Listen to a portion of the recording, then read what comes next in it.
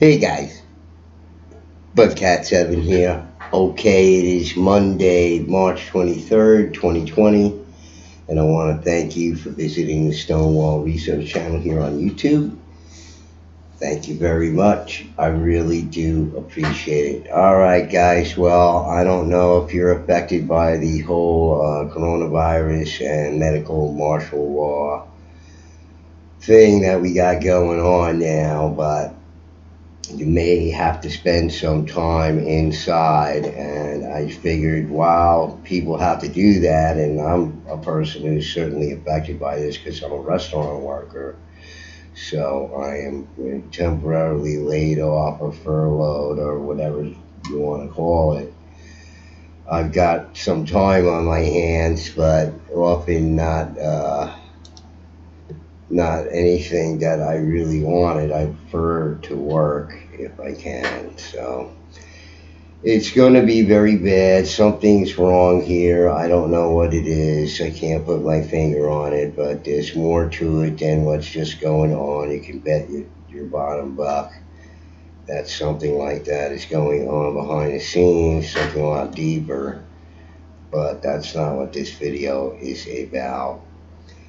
Alright, so I figured while we're all convalescing here, we should get back to Dr. Robert Schoch's book, Voyages of the Pyramid Builders, because I have already covered the introduction and chapter 1 on this channel, and so we're going through the book, and it just so much relates to a lot of the research that's done on my channel, a lot of the hypotheses that I have about how these sort of similar designs and building techniques and working with stone and everything else that goes along with it seems to be a worldwide phenomena and suggests some different history of the past that we don't know anything about. And mainstream science either knows about it, doesn't want to admit to, or just refuses to admit to because they're obstinate and who knows what the reasons are.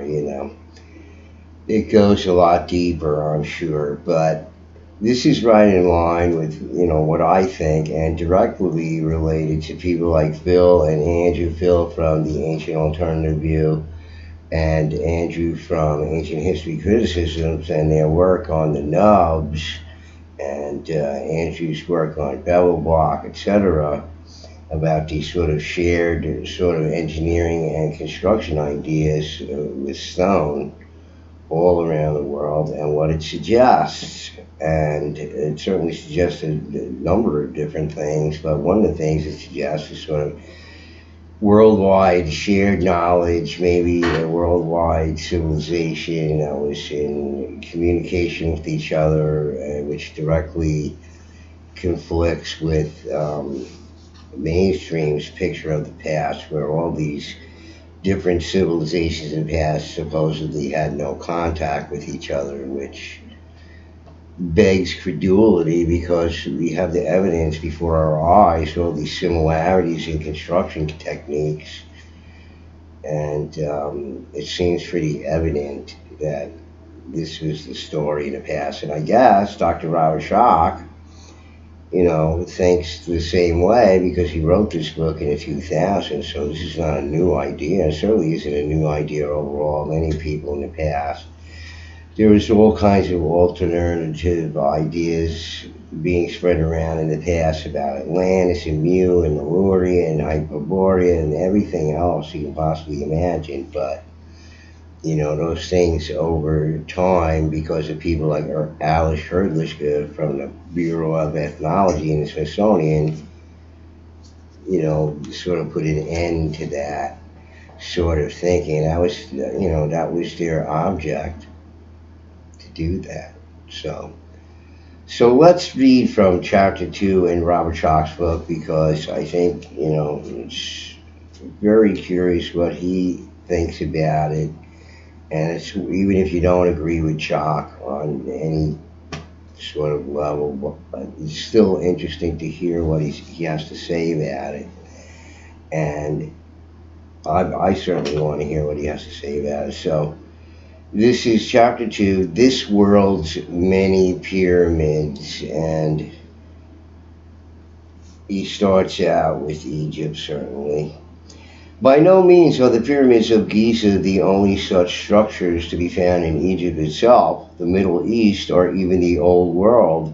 In fact, pyramids exist in a wide variety of locations, some clearly connected by ancient cultural contact, some curiously distant from one another, on every continent except Australia and Antarctica. And, I'm sure that can be debated too by people.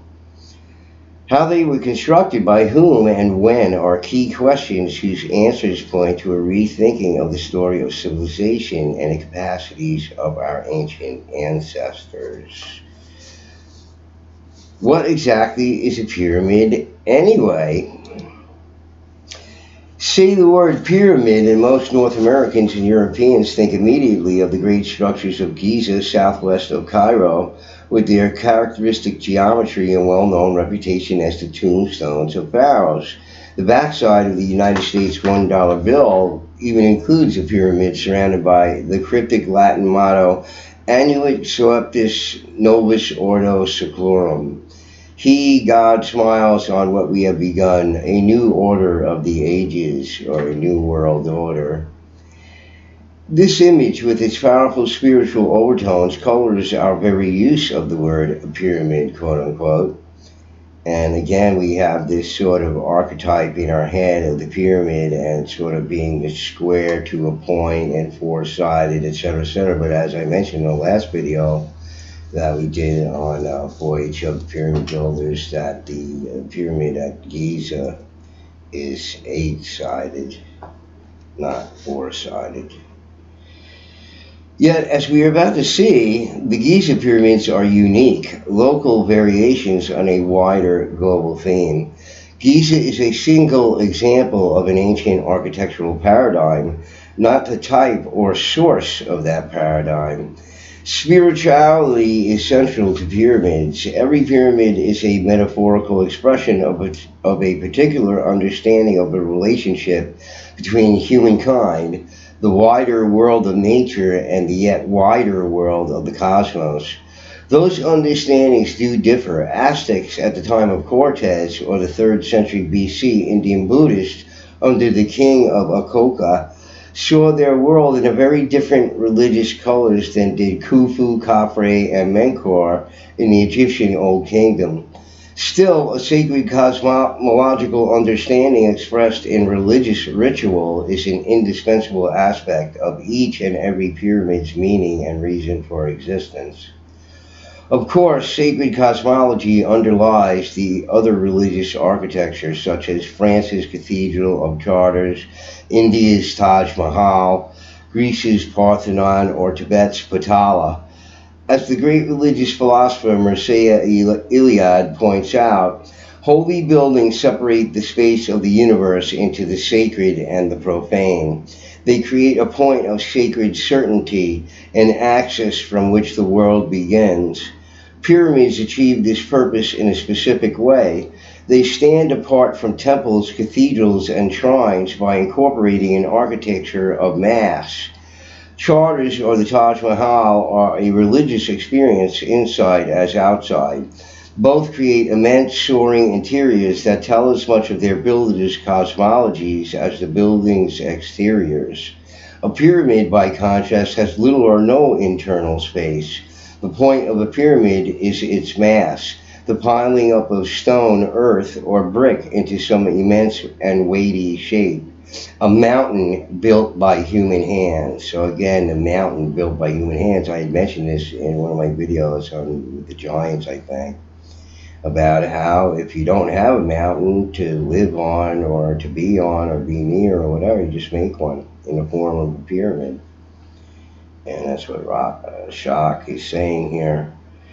That shape takes a number of forms and may be based on the circle, square, or rectangle. The Giza pyramids, for example, are based on a square, which each course of stone block leaning inward from the next, a shape known as a battered profile. Some pyramids use vertical walls and achieve their height by placing successive smaller stages one atop another. In South Asia, circles, squares, and rectangles are superimposed to achieve mixed shapes that contribute to an overall plan. Giza, then, isn't the standard for the world's many pyramids, nor is the first fully developed example of the pyramid builder's art. An old form in the new world. Curiously, what may be the oldest indubitable pyramids by classical dating are to be found on the coast of Peru, in a place called Aspero. The Peruvian coast is a narrow band of beaches, valleys, and dunes that lies against the precipitous rise of the Andes. The area is extremely dry, with rainfall infrequent and sparse, making its inhabitants dependent for fresh water on rivers arising in the Andes and running to the Pacific during the winter rainy season. In the 4th millennium BC, the people of Aspero did not yet have fired pottery, considered one of the markers of the Neolithic agricultural revolution, but they were living in settled villages, raising crops of squash, gourds, and cotton, foraging for plant foods in the desert and river valleys, and fishing along the coast, and possibly even out at sea in the rich coastal currents of the Pacific. Despite their supposedly primitive conditions, these people accumulated enough surplus labor and resources to build pyramids, possibly beginning as early as 3500 BC and ending sometime between 3100 and 2700 BC. All told, the people of Aspero constructed 7 platform mounds and 6 pyramids. So here you see Schoch saying that, these pyramids that are built in Peru there in South America are the oldest pyramids, you see? So this idea that some of these ideas disseminated from the Americas is not such a crazy idea. Even Schoch's admitting it here, although he doesn't believe that. But this is something that I believe on my channel here because of all the real history of the Americas that we sort of hint at and go through on this channel. Okay, so the history of the Americas is a lot older than we think, folks. Okay, and Schoch's just giving us another clue here as to why that is. All right, even though he's not on board with who the pyramid builders are. Did they originate in the Americas? No, they originated somewhere else, according to him, but I say maybe not.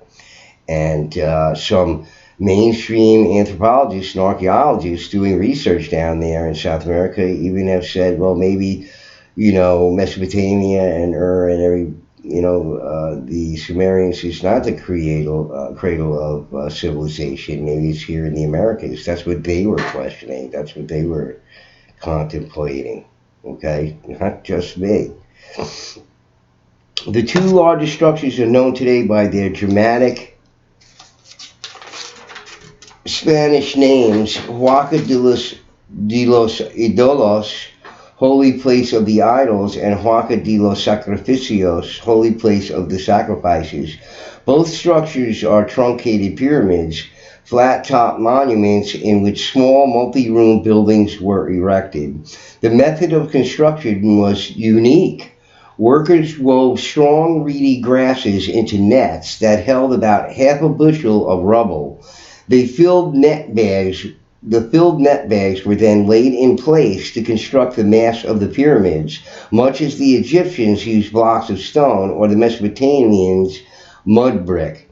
The net bag fill method was employed only for the pyramids. Other structures at Aspero were constructed of adobe faced with stucco or plaster, a more typical way of building in desert climates. Okay, so who says the other structures were around at the same time as these pyramids? Nobody does, so who knows. Another even larger ceremonial complex was built at El Paraíso between 3200 and 2500 BC. 9 pyramids laid out in a U-frame, a plaza that covers over 17 acres and faces into the towering Andes. A strikingly large rectangular mound, the base is over 400 feet by almost 500 feet and is about 40 feet high, was erected at Huanca Prieta sometime between circa 3000 and 2600 BC.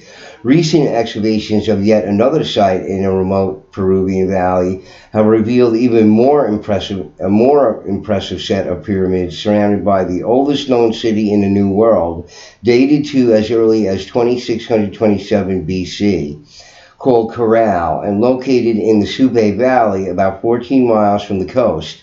The 170-acre site centers around a huge sunken circular plaza over one-third of a mile across and surrounded by large step pyramids.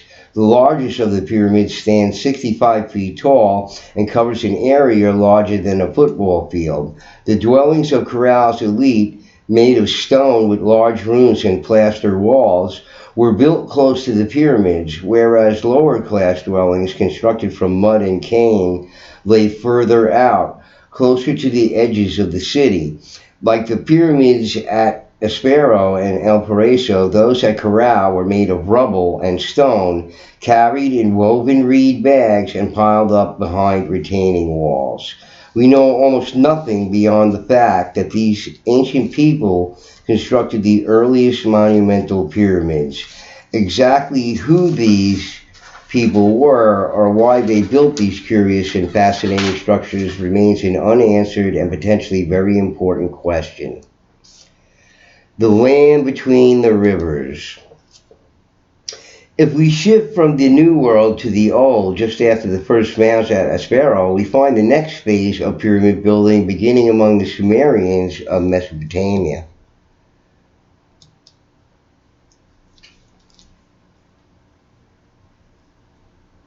At the site of modern Iraq, at the site of the modern Iraqi city of Warka, known as Uruk in ancient times as Erech in the Hebrew scriptures of the Old Testament, the Sumerians created their most impressive city, swelling to 50,000 residents and encompassing over 1,100 acres with its fortified walls.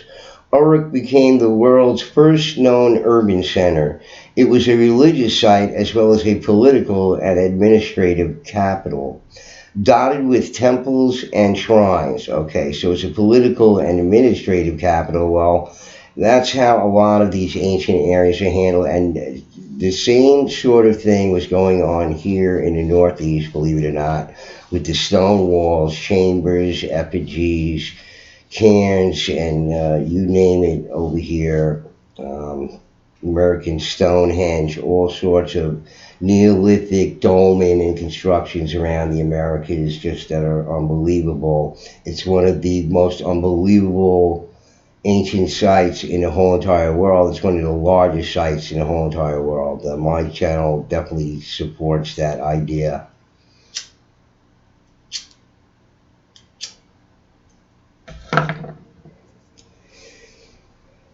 One of the sacred buildings of Uruk was constructed upon a truncated mound or pedestal of inward sloping walls that reached approximately 40 feet in height. It has been named the White Temple from its coating of lime. Because it was larger than the other temples of the same 3000 BC time period, archaeologists suggest that it was likely sacred to Anu, supreme god of the sky and Sumerian equivalent of the Greek god Zeus. Like all Mesopotamian buildings, the White Temple was constructed from mud brick. The palm trees common in the Tigris and Euphrates valleys yield poor lumber, and the wide alluvial valleys offer little stone usable for building.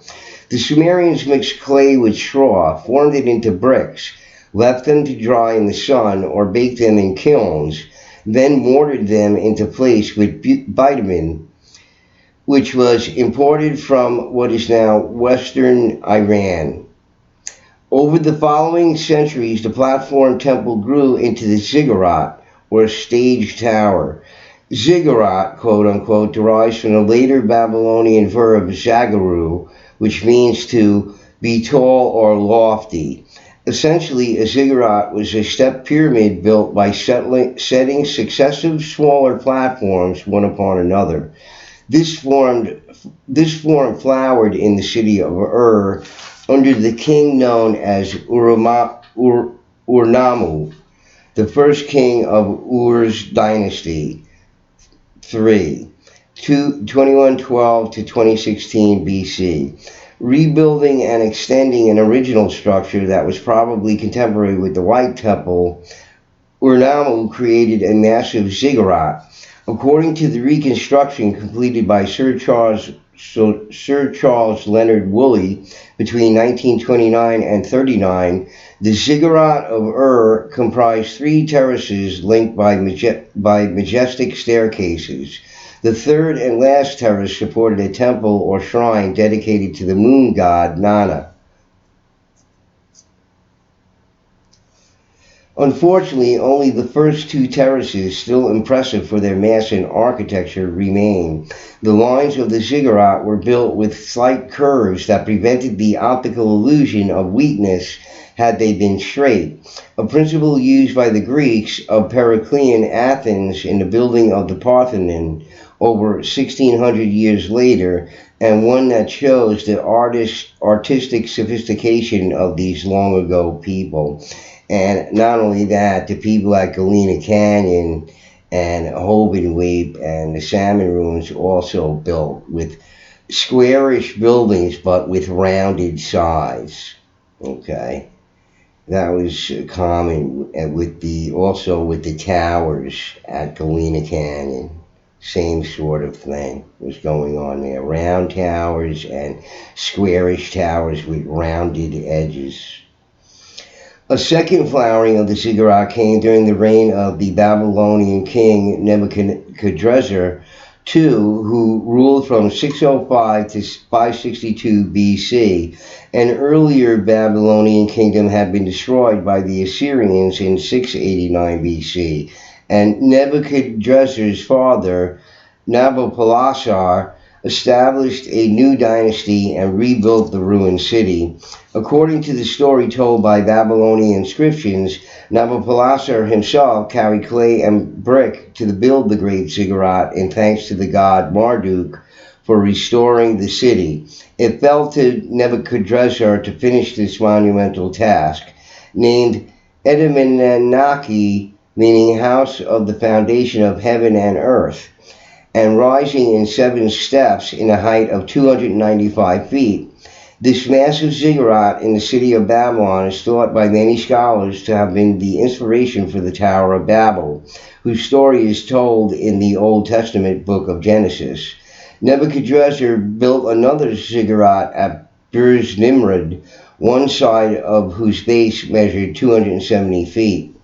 Today, only the outline of Menaki and the ruins of the ziggurat of Burj Nimrod still stand. Time has been hard on the ziggurats. A quarter century after Nebuchadnezzar's death, Persia conquered Babylon and made it an imperial province. As the old ways collapsed, people cannibalized the ziggurats for bricks.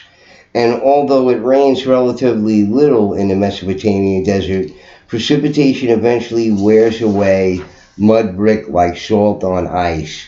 No longer maintained in the way they required, the ziggurats melted into ruin. The largest surviving ziggurat stands not in Mesopotamia but farther east at Choga in the ancient kingdom of Elam, located in what is now western Iran. Sited some 18 miles from Susa, the capital of Elam, the ziggurat was built around 1250 BC by Untashniparisha, whose royal name was stamped into the mud bricks used in the edifice. The ziggurat had 5 levels and reached more than 170 feet in height, supporting a shrine to the Elamite god Inshushinak. Elam was politically separate from Mesopotamia, but the two areas were joined by trade, which apparently involved ideas and religious practices as well as the usual goods and commodities. The world mountain in the two lands. Aesthetically, the Mesopotamia or Elamite ziggurat is very different from the Egyptian pyramid.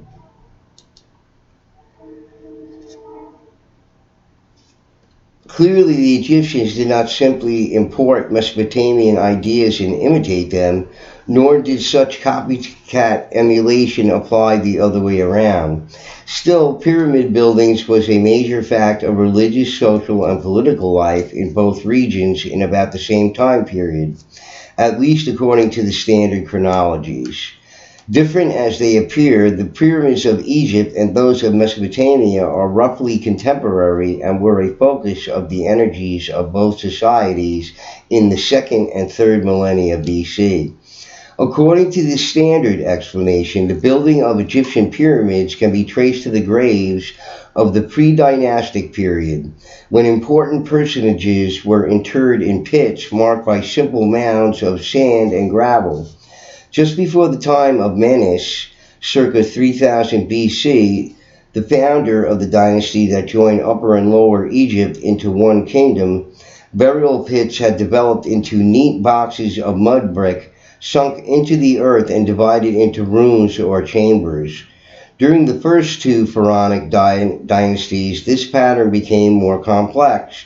Built in the desert near the high cliffs of Abydos, the chambered burial pit was.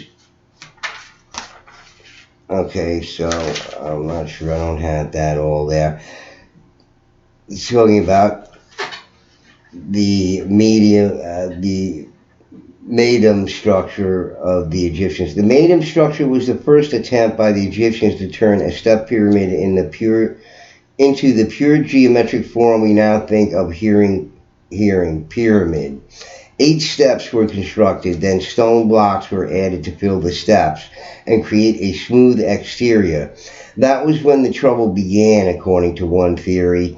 The angle of the pyramid was too steep to support the weight of the fill blocks, and the entire external structure collapsed, possibly all at once. A catastrophe of enormously fatal proportions. The stone may have yielded to gravity in an immense megalithic avalanche that would have crushed, sheared, and ground up many of the thousands of workers laboring on the structure. The disaster at Madam explains the peculiar shape of Senefru's second effort, the so-called bent pyramid of Dashur, which lies just south of Saqqara. Shaped like a trapezoid with a triangle on the top, the lower portion of the bent pyramid rises at an angle of 54.5 degrees. Then the slope shifts abruptly and graciously to 43.5 degrees. Apparently, work was already in progress on this pyramid when the Madam disaster occurred. Realizing that they were setting the stage for yet another megalithic avalanche, the builders changed the angle of elevation from the daring to the conservative and saved the structure. Of course, this tidy hypothesis to explain the shape of the bent pyramid fails to work if the Madam pyramid was never finished or if it collapsed long after Snefru's time, possibly as the result of an earthquake, as some researchers have suggested. The North, or Red Pyramid, Snefru's third effort, also located at Dashur, followed the same conservative angle. The pyramid is 345 feet high and was at the time the tallest pyramid in Egypt, but its angle of elevation gives it a somewhat squat appearance. By the time Snefru's son Khufu took the throne of the two lands, he reigned from 2551 to 2528 BC, Egyptian builders had figured out that the greatest possible angle of elevation from the horizontal for a pyramid is approximately 52 degrees. They used this angle in erecting the Great Pyramid of Khufu at Giza, which was, as we have seen in Ch.2, a holy site that predated the Egyptian pharaohs by thousands of years.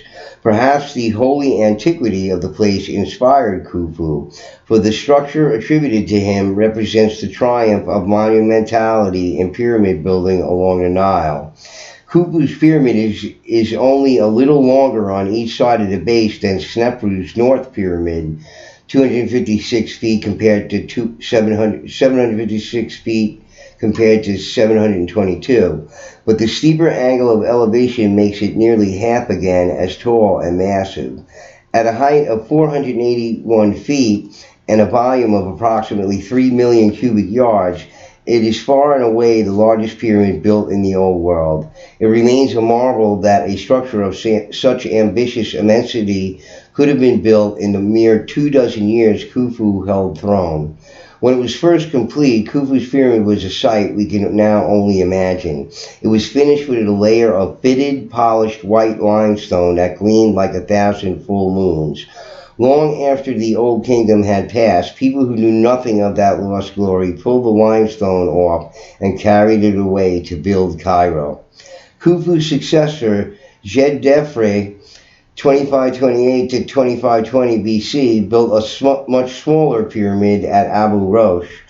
Khafre, 2520 to 2494 BC, who followed Ch.2, focused again on Giza. He built his pyramid, which may have been erected on the site of a much older structure, in a spot integral to a ground plan created by the Sphinx and Valley temples. The wide path now called Khafre's Causeway, the oldest portion of the structure known as Khafre's Mortuary Temple and the Great Sphinx.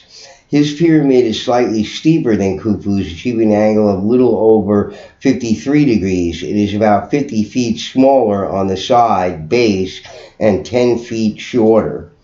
Khafre's successor, Nabka, ruled for only 4 years, 2494 to 2490 BC. Too little time to finish the large pyramid, he began south of Giza and north of Saqqara at Zawyet El Aryan. After him came Menkaure, 2490 to 2472 BC, who returned to Giza and built the last and smallest of the three major pyramids on the plateau. It is only about half as long on the side of Khufu and Khafre pyramids and reaches a height of just over 213 feet. But still pretty impressive. The next two pharaohs settled for funerary structures inspired more by the mastabas of the early dynastic times than by Giza. Kings of the 5th, 2465 to 2323 BC, 6, 2323 to 2150 BC, and 7 and 8 dynasties, 2150 to 2134 BC, built pyramids, but only one exceeded Menkaure's in size.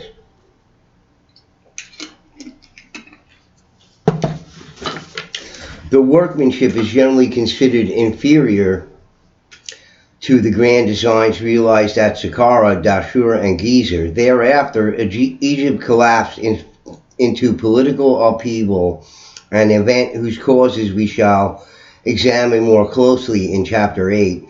Pyramid building resumed only with the 12th, 1991 to 1783 BC, and 13th, 1783 to 1640 BC dynasties.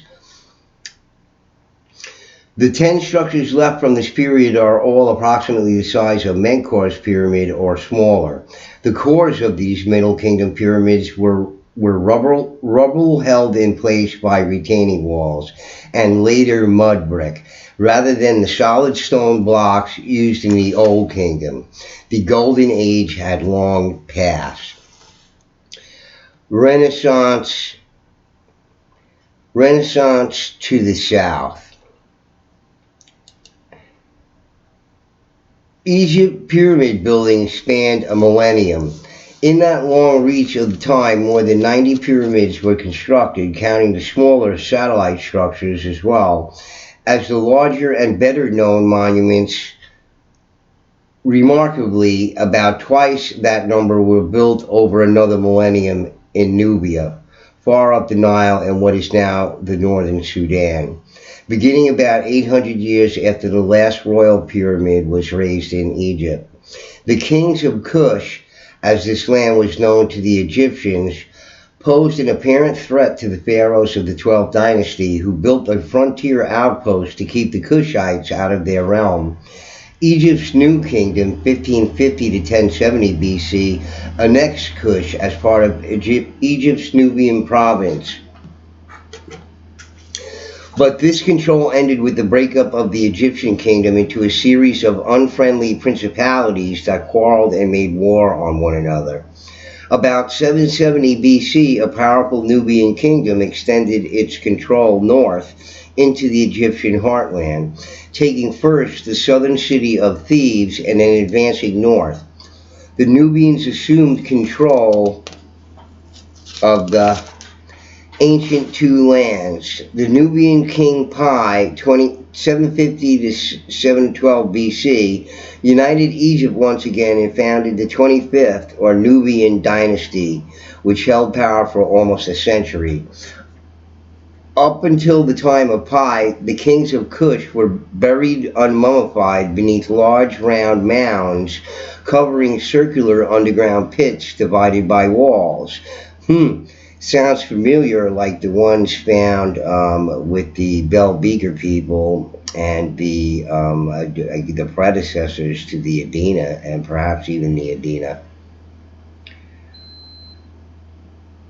Pi returned to the ancient customs of his newly conquered domain, choosing the site of El Kuru, his father's burial place, for his own memorial. Pi was the first Egyptian king to be interred in a pyramid in over 800 years. It was a relatively small structure with a base just 26 feet long and a steep 68-degree slope of elevation. Although Pi's body was not found when the pyramid was excavated in 1918 and 1919, the presence of canopic jars in the burial vault indicated that it had been mummified. Pi launched a renaissance, a return to Egyptian customs of old, or at least those customs as they were imagined to be.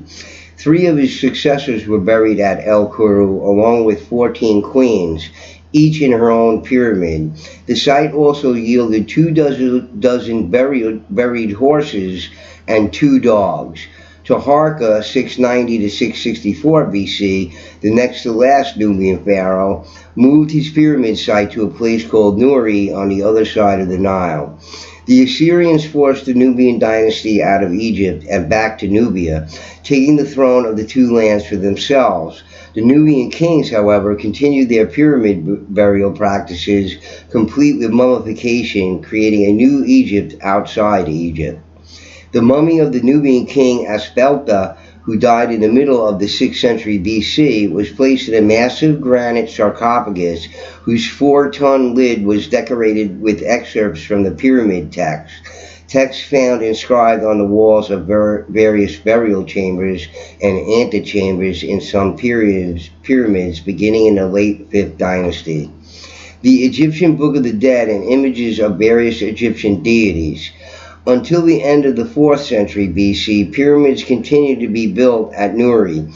Thereafter, Meroe, farther upriver between the 5th and 6th cataracts of the Nile, became the royal cemetery. It remained in use until about AD 350.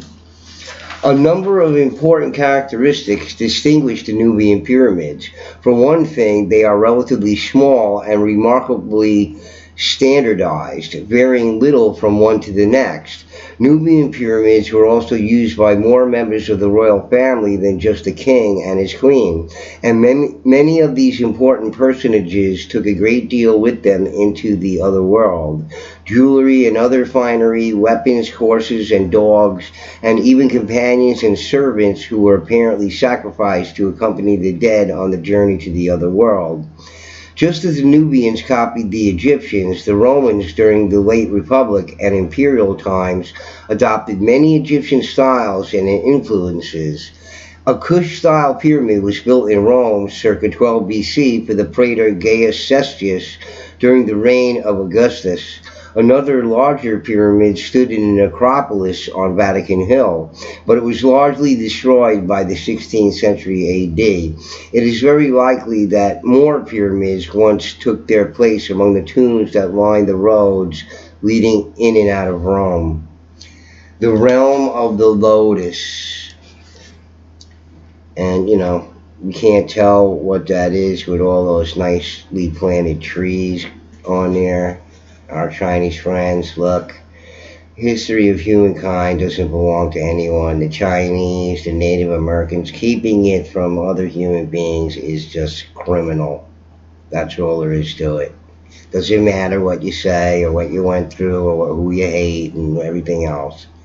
Belongs to everybody. I hate to tell you that, Chinese, Native Americans, or whoever. Doesn't matter. History of the human race belongs to everybody. The realm of the lotus. East of the traditional center of the pyramid culture in northeastern Africa lies another, as yet little known realm of pyramid building that stretches across Asia from modern Pakistan and India into Indochina. Centering the universe. Proto-pyramid structures first appeared in the Indian subcontinent during the Harappan civilization, named for the city of Harappa, in the extensive and fertile Indus River Valley from circa 4000 to 1800 BC. At its high point in the middle of the third millennium BC, the Harappan civilization reached a grandeur to rival Egypt's Old Kingdom and traded actively with Mesopotamia. Over 70 cities arose, some of them large enough to accommodate about 40,000 residents, such as Mohenjo-Daro on the Indus River and Harappa itself on an Indus tributary, the Ravi. Public structures in the city sat atop mud brick platform mounds. And I talk about Angkor Wat. I don't have all of the book here, guys, because I don't want to be reading the whole entire chapter to you. It just takes forever. It's going to be long enough as it is. But, I'm skipping to the major points here and trying to get through it for you. He's talking about Angkor Wat. Many scholars argue that since the gateway to the next world was thought to lie in the west, Angkor Wat served as a mausoleum for the temple's patron, Suryavarman II. Mountains for the kings. Again, mountains for the kings. And people look at me cross-eyed when I say that pyramids are mountains. Well, here it is. This is what it's taken for by people like Robert Schoch. Mountains for the kings. Starting in and about the late 3rd century BC, about the same time as the original constructions of Stupa 1 at Sanchi, the kings of China Qin, also known as the Qin dynasty, began marking their tombs with pyramidal mounds. The custom was followed during the succeeding Han through the Tang dynasties, not only by kings, but also by lords wealthy enough to afford such monuments themselves. But the Qin pyramids did not rise from a vacuum. They had antecedents.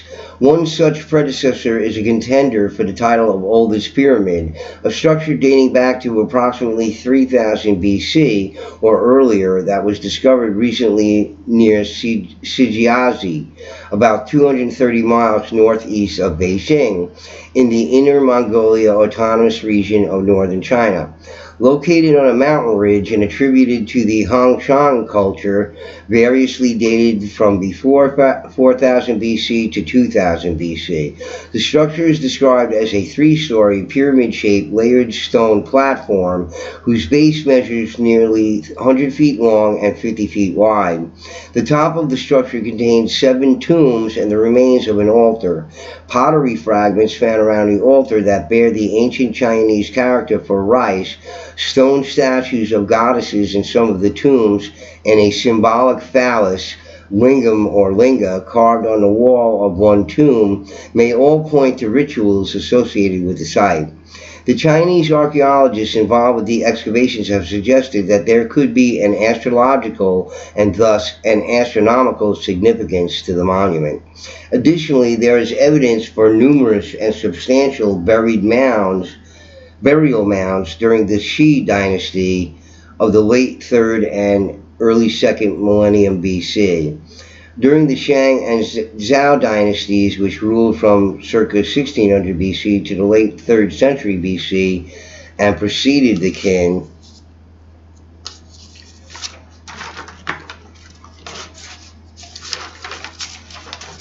Okay, so I don't have the rest of that for you either, but that's okay. I'm going by what I have from the book, guys. That's all. It's not the full chapter. Sort of leave you hanging like that, but I don't have the page to follow it. Okay, so you're talking still about the Chinese pyramids. The most extraordinary discovery thus far at Lishan came from three large pits outside the eastern wall of the funerary center. There, archaeologists uncovered a complete army of life-size ceramic figures, horsemen, infantry, and archers equipped with horses and chariots.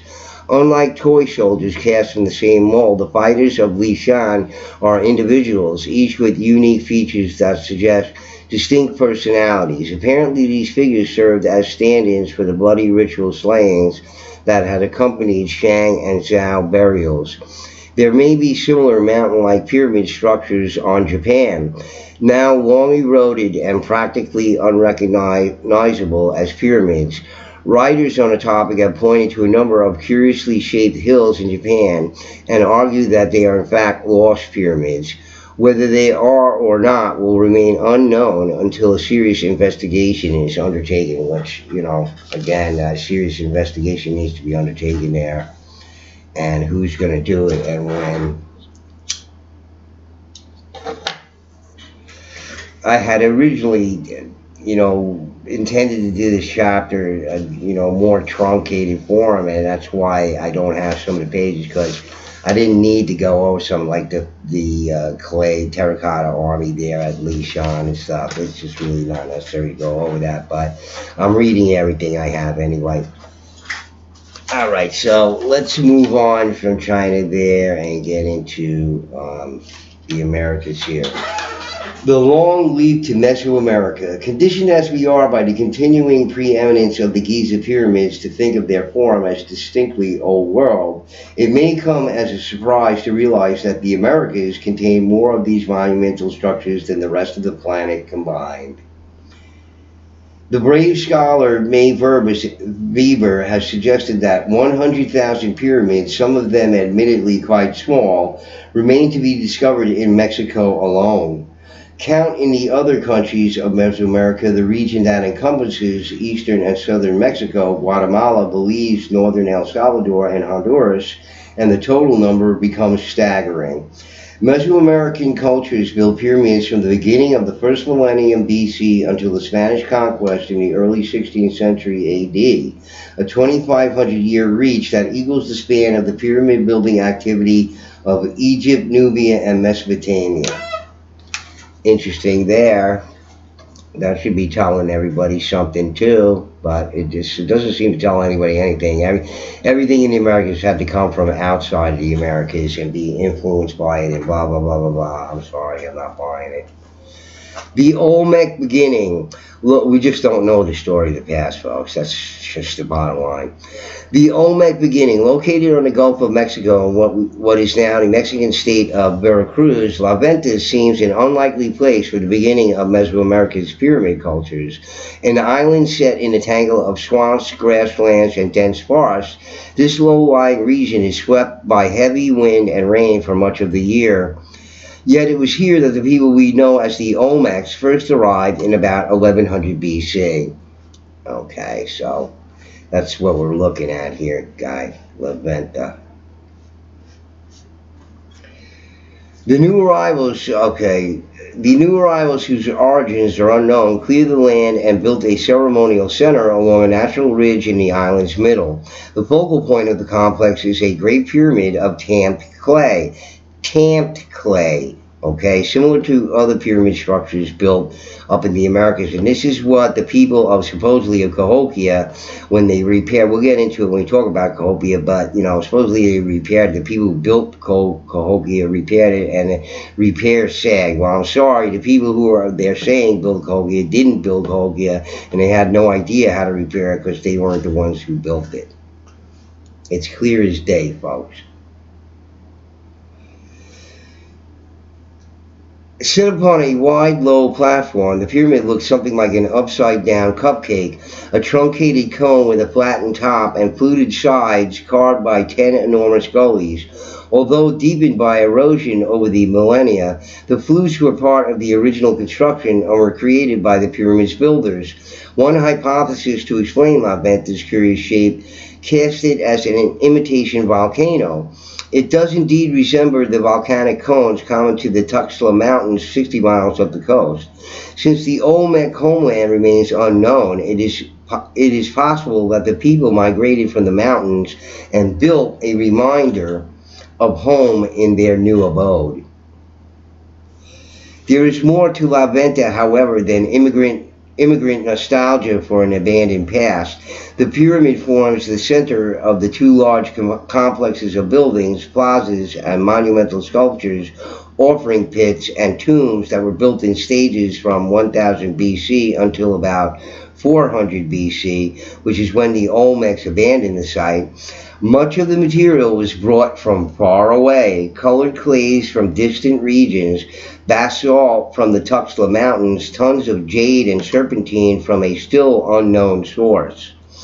Though we know little of the concerns that drove them, the Olmecs lavished every luxury on their religious center. Teotihuacan, city of the old gods. Even the Aztecs who built the city of Tenochtitlan, the ancient site of modern Mexico City, had no idea who was responsible for Teotihuacan, an abandoned and ruined urban center northeast of Tenochtitlan, whose name means place of the gods. Beginning in the last 2 centuries BC, the Teotihuacanos built a stunning city which remained the preeminent city of Mexico until the 8th century AD. At its height during the 4th to 7th centuries AD, Teotihuacan covered more than 7.5 square miles and housed a population variously estimated to at 100,000 to 200,000 people. Built in the highlands of central Mexico along a well-plotted north-south axis, the city followed an ornate, precise, and careful master plan that made Rome, then the center of the Western world, look haphazard and chaotic by comparison. So get that. Beginning in the 1st century AD, the Teotihuacanos began what we now know as the Pyramid of the Moon. The name of it was given hundreds of years later by the Aztecs.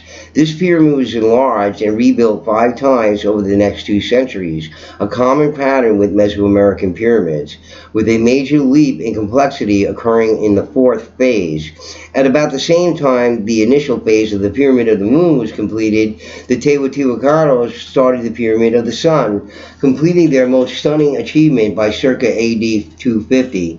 Rising from a square base that is 730 feet high on a side, the pyramid reaches up through 5-step terraces to a height of some 200 feet. The flat top may have well supported a temple that has since disappeared. A great staircase leads up the western side of the pyramid. Like most of the Mesoamerican pyramids, the Pyramid of the Sun was built around a core of rubble fill held in place by retaining walls. These walls were then faced with adobe bricks, which were covered with mortared cobblestones. Originally, another layer of stone and a coating of stucco finished the pyramid's exterior, but the dynamiting used to excavate the structure from 1905 to 1910 in readiness for the centennial celebration of Mexican independence destroyed much of the 2 outer skins. Sloppy blasting stripped away over 20 feet of material in some places. A long, broad boulevard called the Avenue of the Dead joined the Pyramid of the Sun with the Pyramid of the Moon and was itself lined with important civic and religious buildings. Teotihuacan was a place of great economic power, functioning as the center of a trading network that supplied obsidian for utensils and weapons throughout Mesoamerica. So you see these long-distance trading networks for obsidian and other things. This was going out throughout all of the Americas. It went north north, too, folks. The cosmopolitan city drew immigrants and pilgrims from as far away as the Yucatan and Guatemala. They came to trade and to worship not only at the Great Two Pyramids, but also among the many smaller pyramids and temples. Excavation of one of the smaller sites, called the Feather Serpent Pyramid, provided evidence that the Teotihuacanos practiced human sacrifice.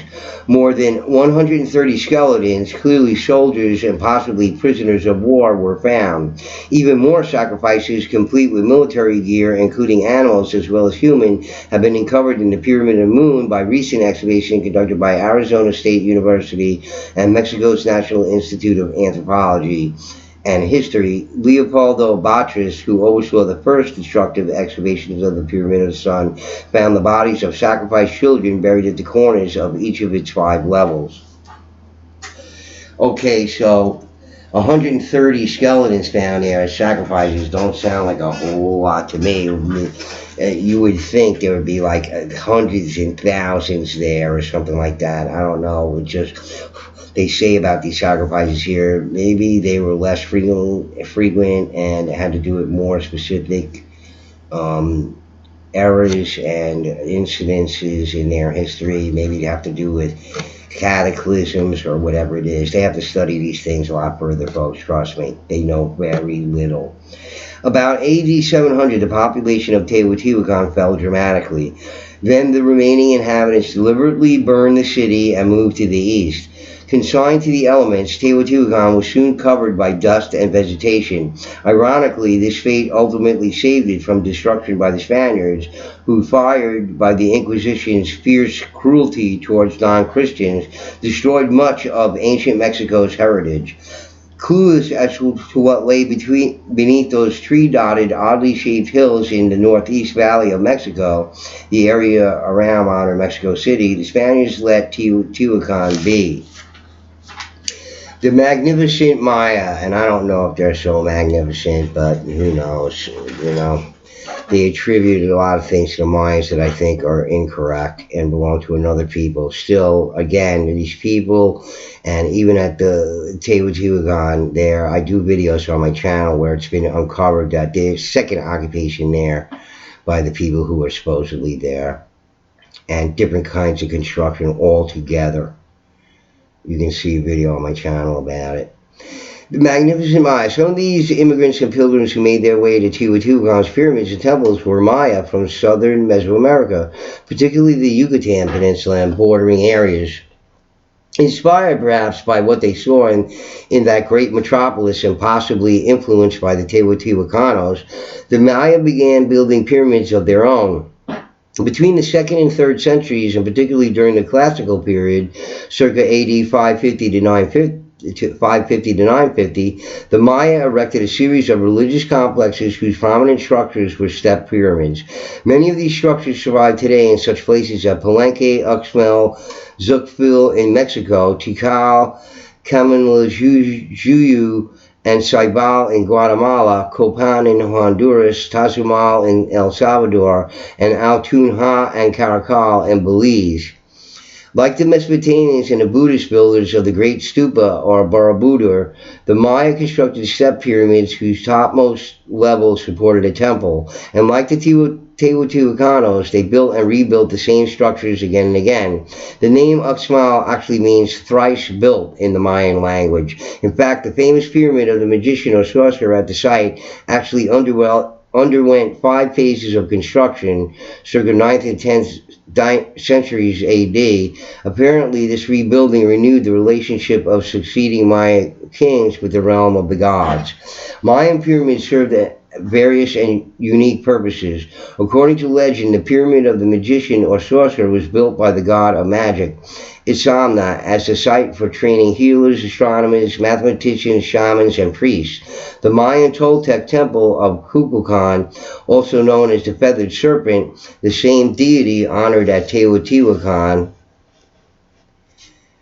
which was built between the 11th and 13th centuries at Chichen Itza in the Yucatan, is a storehouse of information about the sophisticated, accurate Mayan calendar. Each of the pyramid's 4 staircases contains 91 steps, which together with the shared step of the top platform adds up to the 365 days of the year. The central staircase divides the pyramid's 9 terraces into 18 segments, which equals the number of Maya months. And the Temple of the Inscriptions at Palenque, a step pyramid of 9 levels, which was begun about the middle of the 7th century AD, was finished in the early years of the 8th, encloses the hidden tomb of its royal patron, Pakal, AD 615 to 683. The tomb is reached through a hidden entryway that descends through 13 vaults to the actual burial chamber. The vaults were filled with rubble to deter invaders, a stratagem that worked against over a millennium's worth of potential grave robbers. The archaeologists who discovered and excavated the tomb in the early 1950s found the jade-covered body of Pakal resting in an ornately covered sarcophagus, just as it has been buried 1,300 years before. The tomb was no afterthought in the pyramid's construction. Located near the ground level and just under the pyramid's center of mass, the burial chamber and the vaults leading to it had to have been designed into the pyramid from the time of the first stone from the time the first stone was laid. Similarly, Pyramid 1 at Tikal, one of the 6 pyramids of the cement site, served as a funerary structure for the king known to archaeologists as Ruler A. The Maya culture, centered in Guatemala, Belize, and southern Yucatan, collapsed about AD 1000, apparently owing to an ecological crisis brought on by too large a population on agriculturally marginal land. I don't believe that for a minute. Something else happened. All this stuff about how these people suddenly went from expert agriculturalists to totally stupid. I don't believe that for a second. Anywhere where they attempt to explain that. Other things went on that they don't want to tell us about or just don't know about. That vacuum invited invasion by the Toltecs, a fierce warrior people whose capital of Tula lay in the modern Mexican state of Hidalgo, about 50 miles north of Mexico City. Obsessed with warriors and war, whose images covered their pyramid temples, the Toltecs controlled an empire that spanned Mexico from Pacific to Atlantic and reached into the Yucatan. Much of the famed ruin of Chichen Itza was built or remodeled by the Toltecs, and when the Toltec Empire itself collapsed under the equally fierce Aztecs, who first appeared in the late 12th century, some of the remaining Maya reoccupied then abandoned Chichen Itza, further rebuilding and refurbishing the great monuments of their heritage, including the Temple of Kukulkan. The Aztec Ascendancy. Like the Maya, the Aztecs built their pyramids again and again. One of the largest Aztec pyramids, Tenayuca, went through at least 8 rebuildings, of which 6 were major additions and enlargements. Originally raised by the Chichimecs in AD 1304, a tribe the Aztecs defeated and then ruled, the pyramid was transformed into an Aztec shrine. In its final form, Tenayuca has 4 step platforms with sloping profiles and grand double staircase that end in 2 temples, surrounded by an immense sculpted serpent on the top terrace. This same basic plan was followed by the massive Templo Mayor, which lay at the heart of the ritual complex in the Aztec capital of Tenochtitlan, now Mexico City. Remodeled 8 times beginning early in the 14th century, Templo Mayor supported 2 temples. One was dedicated to the war god Huitzilopochtli, who Aztecs considered their ancestral deity, and the other to Tlaloc, a divinity of fertility often associated with water. Offerings buried in Templo Mayor, including the bones and skulls of children. This find indicates that, as Teotihuacan, humans were sacrificed as part of the ritual of pyramid building. Indeed, human sacrifice was central to the function of the Aztec pyramids. The Maya, particularly in the later centuries of their ascendancy, ritually slaughtered prisoners of war. The Aztecs developed this practice into a cultural obsession that claimed hundreds and even thousands at a time. Victims were led up the pyramid and stretched face up over a stone altar, their arms and legs pinioned by priests.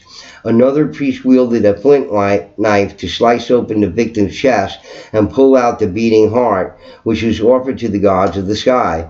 It is thought that the body was then rolled down the long staircase to ground level, where it was butchered and consumed. Such displays of slaughter and cannibalism scandalized the invading Spaniards under Hernan Cortez, a man who himself murdered no small number of people, typically with immense treachery and boundless cruelty.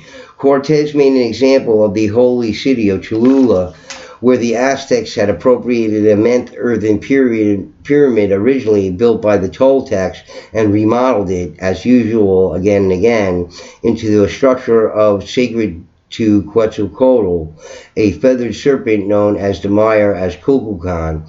Suspecting an uprising in the making, Cortez ordered the massacre of 5,000 to 10,000 people. He then vowed to build a church for every Aztec shrine he destroyed in Cholula. One of these churches sits to this day atop the pyramid, the final rebuilding of this immense structure, one that aimed to stake a Christian claim on what had for centuries been an indigenous holy place. The North American Echo. Even though the political influence of the Mesoamerican pyramid builders did not extend to what is now the United States, their cultural ideas apparently made themselves known far to the north. Between AD 600 and 1400, a culture called the Mississippian dominated the long fertile floodplain between what is now St. Louis and New Orleans and influenced much of central, eastern, and southern North America. The Mississippians were vastly more flamboyant and sophisticated than any previous culture in the area. In a place of the simple burial mounds built by their ancestors, the Mississippians constructed large ceremonial centers comprising plazas and truncated pyramids with staircases rising to the temples on their summits. The central mound at Cahokia, Illinois, one of the major ceremonial centers, covered 16 acres, and the temple on its summits was over 100 feet high. Smaller mounds surrounding the central temple supported warehouses, administrative buildings, and the houses of ruling elites.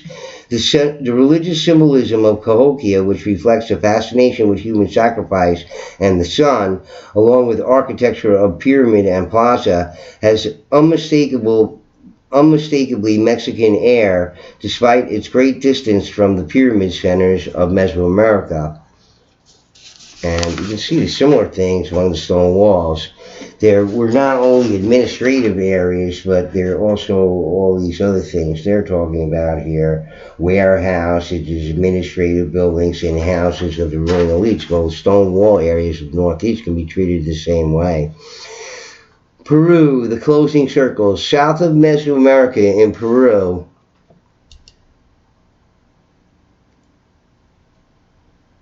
where humans erected early pyramids at Aspero, the tradition of pyramid building continued, shifting and changing as it moved from culture to succeeding culture.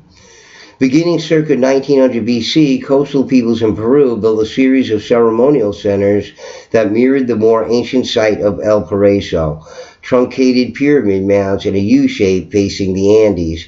Between the Huara and Santa rivers, about 100 such complexes were built, the largest at Sechin in about 1400 BC.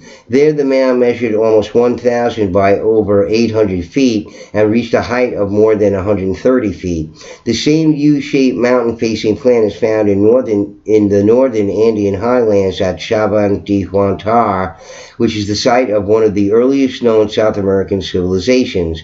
Built of monumental stone blocks over several hundred years of the first millennium BC, the temple complex comprises two principal monuments, the Old Temple and the New Temple, connected by labyrinthine passages and water channels. Within a cave-like space at the intersection of the structure's vertical and horizontal axes sits a stela over 13 feet tall called the Lanzon slab. Sculpted in shallow relief, the slab depicts a divinity that is part human, part serpent, and part caiman. At about the same time the initial construction was launched at the temple complex at Chawan di Huantar, pyramid building also started farther south on the shores of Lake Titicaca. There a large platform mound was built at Taripa by 1000 BC. Around 400 BC, the city of Tiwanaku, also known as Tiwanaco, is located in modern Bolivia, came into being, covered about 2.5 square miles, and housing as many as 40,000 people. Laid out in a north-south grid pattern, Tiwanaku was centered about a 50-acre plaza with a pyramid temple with pyramid temple mounds. The mound known as Akpana, built of stone quarried over 60 miles away and ferried across the lake, measures over 650 feet on each side and rises to about 50 feet in height. The Tiwanaku culture became the largest regional culture in the Andes before the advent of the Incas, and the city remained an important center for 1400 years, a long reach of time on any continent. Meanwhile, back along the northern Peruvian coast during the first millennium AD, the rise of the Moche culture initiated another phase of pyramid building. The Moche people erected a ceremonial complex centered on two massive adobe structures. The larger of the two, in fact, the largest adobe building construction in the New World, is known as Huaca del Sol, or the Holy Place of the Sun. Although treasure hunters during Spanish colonial times diverted the Moche River, which washed away some two-thirds of the monument, archaeologists have been able to reconstruct its original size. The platform measured approximately 785 feet by 520 feet and reached a height of almost 100 feet. According to scholarly estimates, over 140 million molded mud bricks, mostly arranged in columns, went into the structure. Facing the Huaca del Sol is a smaller but still massive monument known as Huaca de la Luna, or the Holy Place of the Moon. The Huaca de la Luna comprised three large platforms, each topped by a spacious plaza. Like the constantly reconstructed pyramids of Mesoamerica, the Huaca de la Luna went through at least 6 phases of remodeling over a 600-year period. And again, like Mesoamerica, human sacrifices, as depicted on the Moche murals and ceramics, form part of the pyramid rituals. The evidence, however, indicates that human sacrifice among the Moches occurred much less frequently than it did among the Aztecs. Since sacrifice victims were discovered under thick layers of sediment, modern archaeologists believe that ritual killing took place only during floods brought on by heavy El Nino rains. Those same rains over the centuries have turned other Moche sites, such as Tucum in the Labayek Valley, into badly eroded mounds that look like ice cream left to melt in the sun. These many ruins have yet to be fully surveyed, explored, and excavated. Pyramid building was still going on under the last great indigenous Peruvian culture, the Inca, when Europeans came to South America. About 80 years before Francisco Pizarro and conquistadors descended on the Andes, the ambitious Inca ruler Pachacuti Yupanqui inaugurated of AD 1438 to 1471, inaugurated construction of the fortress of Sacsayhuaman at the northeastern end of Cuzco, the Inca capital. According to the 16th century Spanish chronicler Pedro de Cieza de Leon, the great structure took 20,000 workers and 50 years to complete. It was finished not by Pachacuti Yupanqui, but his son, Topac Yupanqui. Unfortunately, much of the Sacsayhuaman's massive stonework was carried away by the Spaniards to build colonial Cuzco. Yet even the remains of the monument are awe-inspiring, consisting of a series of step terraces built into the natural contours of a hill. Sacsayhuaman was built from massive stones fitted together with exquisite precision. No mortar was used. The Inca masons shaped the stones with a protrusion in the center, giving them an invitingly cushy look of pillows. Like the temple complex of Chaban de Huantar, Sacsayhuaman contained many of the channels and pools and was the site of water rituals.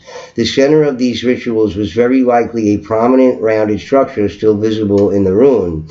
Garcilaso de la Vega, another 16th century chronicler, reported that the round structure was a tower that went as far into the earth as it did into the sky.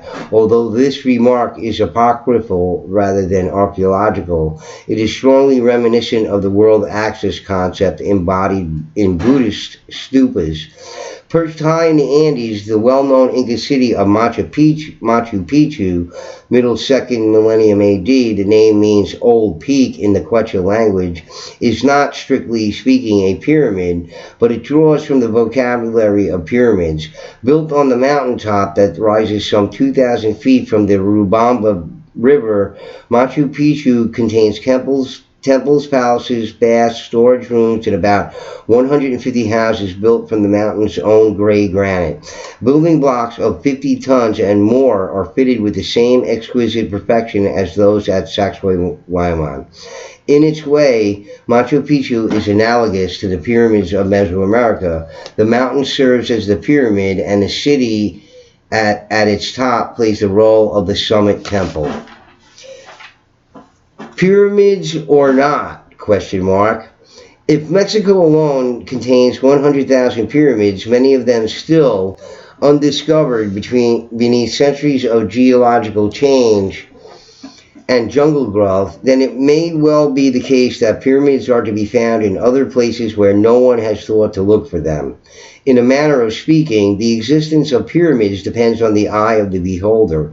Consider as an example the Irish burial mound known as Newgrange, one of 4 structures found in Brunabon, Hostel on the Boyne, a site in northeastern Ireland dated to circa 3000 BC. At over 260 feet in diameter and a height of nearly 40 feet, Newgrange has the massiveness of a pyramid. It also has the secret passage, a narrow entryway that begins in the mound and extends underneath it, something like Pacal's burial vault at Palenque. In fact, the chamber at the end of the passage contained basin stones filled at the time the mound was opened with cremated human remains.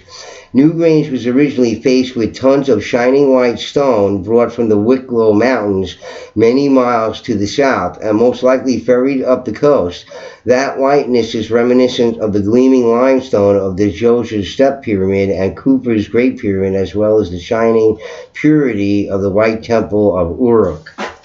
Okay, and also all our quartz here in the Northeast and all the quartz that people paid so much attention to up here.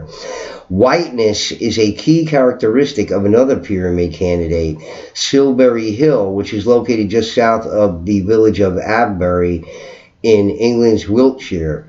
A massive artificial mound with a flat top, Silbury Hill stands approximately 130 feet high with a base circumference of 1,640 feet that covers more than 5 acres. The hill contains over 12 million cubic feet of earth and chalk, the latter originally coloring it white. This monument was built in 3 stages, the first beginning in about 2660 BC. Various legends and stories attach to Silbury Hill, but the monument's purpose remains unknown. Another possibility, this one more traditionally pyramid-like, exists on Tenerife, one of the Canary Islands off the coast of West Africa. What have been explained as agricultural terraces may be the remains of a step pyramid built by Tenerife's first residents, a North African people called the Guanches, who may have first arrived about 200 BC. At least that is the opinion of the noted adventurer and explorer Thor Heyerdahl, who rejects the notion that the terraces were built by the first Spanish invaders. Further research and careful exploration are needed to determine the archaeological truth of the situation. A few writers have even suggested that New Zealand is the site of of ancient, well-worn stone monuments similar to ones found in Ireland, Britain, and the Mediterranean. If true, the idea is most intriguing, but as yet the notion is only speculative. Another site of interest, one I have explored and studied firsthand, lies at the end of Japan's Ryukyu Island in chain in the East China Sea. In the mid 1980s, Kihachiro Aratake was exploring diving sites off the islands of Yonaguni when he came across a submarine complex of geometric terraces separated by vertical stone risers. Dubbed the Yonaguni Monument, the complex seemed anything but natural. Masaki Kimura, a marine seismologist of the University of Ryukyu on Okinawa, studied the Yonaguni Monument and intensively and became convinced that it had been fashioned by human hands.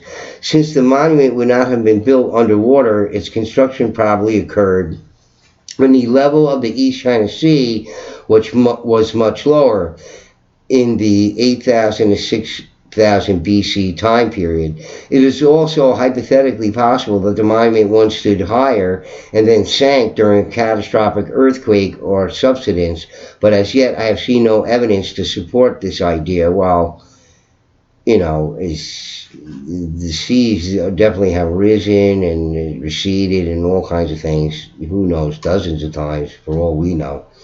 The possibility that Yonaguni represents a surviving structure from a lost proto-civilization drew me there several times from 1997 through 2000. Numerous dives on the monument, however, convinced me that it is a natural form rather than a human-made complex. The apparently smooth terraces take their appearance not from the finished quality of the rock, but from the thick coatings of sponges, corals, and algae, and other similar organisms. Even when I scraped away this thick living cover, I could find no tool marks or quarrying scars. Also, there was no evidence that the monument was constructed of separate pieces of stone. Rather, it is one large piece of bedrock whose angles are much less precise than they appear at first glance. Excuse me, guys. Further exploratory work on Yonaguni indicated to me that this peculiar form resulted from the unusual weathering patterns of the particular kind of very fine sandstone and mudstone that the foundation is made from, marked by numerous well-defined bedding planes crisscrossed at right angles by fractures and joints. The layers separate into square and rectangular chunks and fall away as the rock weathers. The effect creates the impression of steps, plazas, and platforms. There remains the possibility that the Yonaguni monument is a natural form subtly altered by humans. In essence, a much earlier version of the brilliant synthesis of art and nature embodied in pyramid monuments like Borobudur, Sacsayhuaman, and Machu Picchu. Ancient stone tombs of unknown age on Yonaguni look much like the monument, as if local people were imitating the forms that nature created on its own. In addition, ancient stone tools and carved stone vessels have been found on the island, and what may be a crude stone tablet with an X and a V inscribed in its surface has been found underwater near the monument. Professor Kimura has also identified what he believes to be quarrying scars at a couple of sites along the rocky shoreline, and perhaps on the underwater monument itself. Thus, it may be that the monument was altered by human hands or served as a quarry. Although Yonaguni does not currently qualify as another entry on the world's long list of pyramids, it does raise the fascinating possibility that ancient human builders were thinking in monumental terms much sooner and working towards that goal with greater skill than we currently comprehend. Which, again, I often say that, and people say, oh, these split stones are just naturally occurring stones and there's a stone wedged in the middle of the split. just by coincidence, by glacier activity or whatever it is, or it split the stone and left a chunk of it in the middle of it. No, there were split stones, and then a piece was added to it to put in the crevice for some sort of ceremonial purpose. And you can see that throughout North America. And where the stones are found could never occur naturally. I show that in my videos in Connecticut there. Has to be done by somebody. Another underwater possibility suggests that scientists exploring the sea cliff off the west coast of Cuba, researchers using sonar equipment have found a large submarine plateau and have produced images that look much like pyramids, roads, and buildings viewed from above. The problem with explaining this as the work of humans is the depth of the water, 2,200 feet. At no time in the past 10,000 years has sea level been that much lower than it is today. The observed forms could be of human origin only if the land in this region subsided dramatically sometime in the past. Further research is called for, but on the basis of what we know now, Cuba discovery appears like Yonaguni to be an unusual natural phenomenon rather than the work of undiscovered culture of pyramid builders. Who says? Yet another possibility exists in India under 15 to 21 feet of water offshore from the eastern seaport of Mahabalipuram. The site consists of large submerged structures in which some observers see the work of human hands. Mahabalipuram may be a lost city of pyramid builders, but it may also be, like Yonaguni, a poorly understood geological formation. Only a rigorous scientific look will tell. The big question: even if the Yonaguni Monument and Mahabalipuram are considered wholly natural, Newgrange is dismissed as only a pre-Celtic burial mound, and Tenerife's terraces prove to be hillside potato fields rather than pyramids. An impressive fact remains.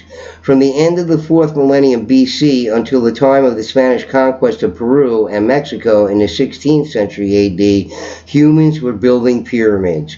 At almost every point in that 4,500-year span of time, a culture somewhere on the face of the globe dedicated itself with great energy and devotion to the construction of immense monuments bearing deep religious and ritual significance. Is it simple coincidence that this has happened in so many different times and so many different places? Or is there hidden within this pattern a story whose outlines we have only begun to imagine? Okay, so that's it, guys. That's chapter 2. And at the end there, he told us about all the different pyramids around the world. And at the end, he begs these questions about there being perhaps a different story here of shared knowledge worldwide. And we're going to get into that in the upcoming chapters. As you know, I've done previously on my channel, I've reviewed a number of books. So we're following in line with this. And maybe during this time we have to convalesce here. It's just a good time to perhaps do this book.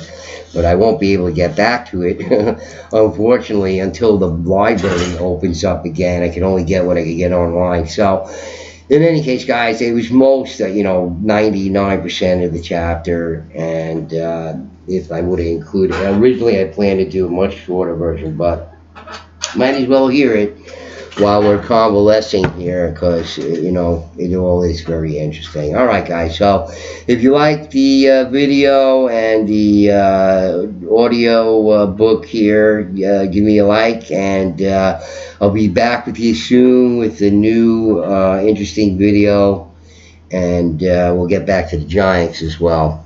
All right, so in any case, guys, that's it. But Cat 7 signing out. Peace.